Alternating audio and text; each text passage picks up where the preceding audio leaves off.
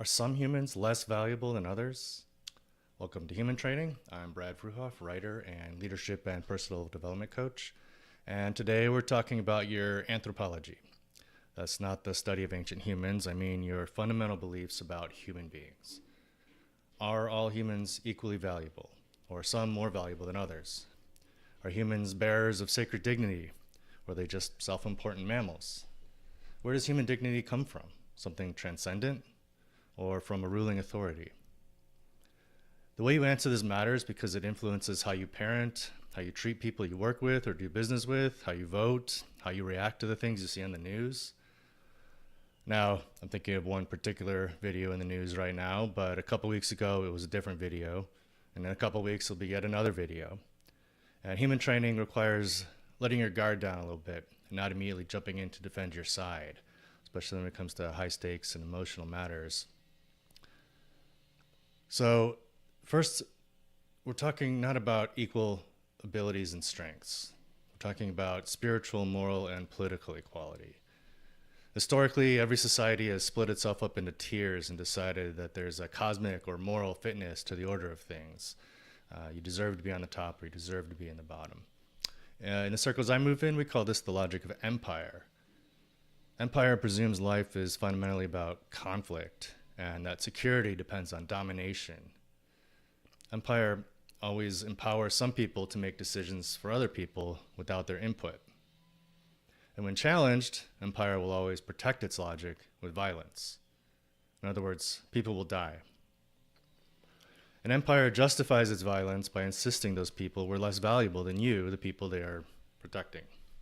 They'll say those people are criminals or terrorists, as if those labels indicate a different kind of human, someone who doesn't suddenly have rights and deserve any dignity. But are we okay with the state deciding that some people are less valuable than others?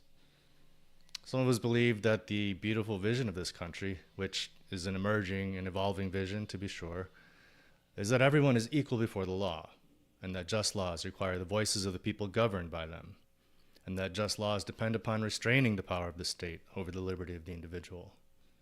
Innocent until proven guilty, due process, no cruel and unusual punishment. These are all checks on state power to protect the dignity of the individual.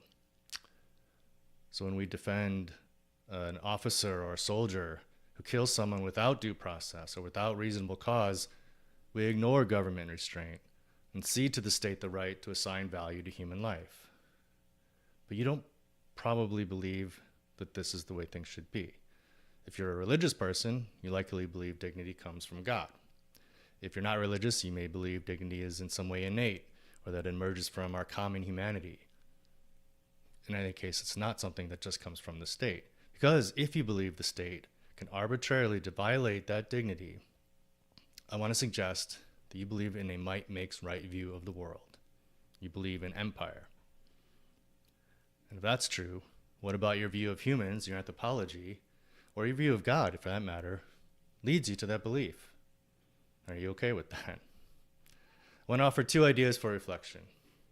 One, we're more likely to defend empire when it tells us we're not in the less human group, and it promises some of the privileges of the high status group, regardless of whether it fulfills those promises.